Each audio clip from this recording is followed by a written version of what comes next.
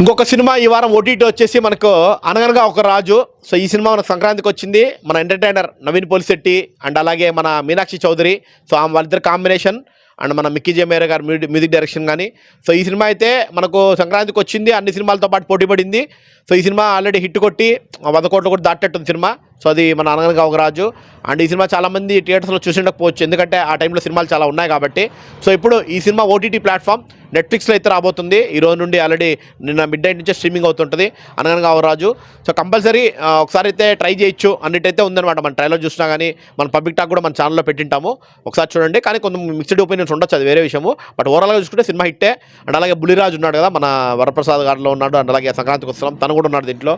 So అలాగా ఒక పల్లి వాతావరణంలో ఒక మంచి ఎంటర్టైనర్ ఇవ్వాలనే ఉద్దేశంతో నవీన్ పోలిశెట్టి కూడా మంచి రైటర్ కాబట్టి సో తను కూడా ఈ సినిమాని ఎంటర్టైనింగ్గా తీసుకెళ్లారు అని చెప్పారు. సో తనకు ఫాలోయింగ్ ఉంది కాబట్టి మన థియేటర్స్లో కూడా ఎట్లా టాక్ వచ్చినా సరే వెళ్ళిపోయారు జనాలు హ్యాపీగా ఎంటర్టైన్మెంట్ కోసము.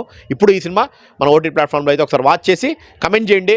యాక్చువల్లీ మీ రియల్ ఒపీనియన్ ఎలా ఉంది సినిమా అనేది, ఎవరైతే థియేటర్లో చూడలేదో వాళ్ళు ఒకసారి చూసి వాచ్ చేసి మాకు కమెంట్ చేయండి. Thank you.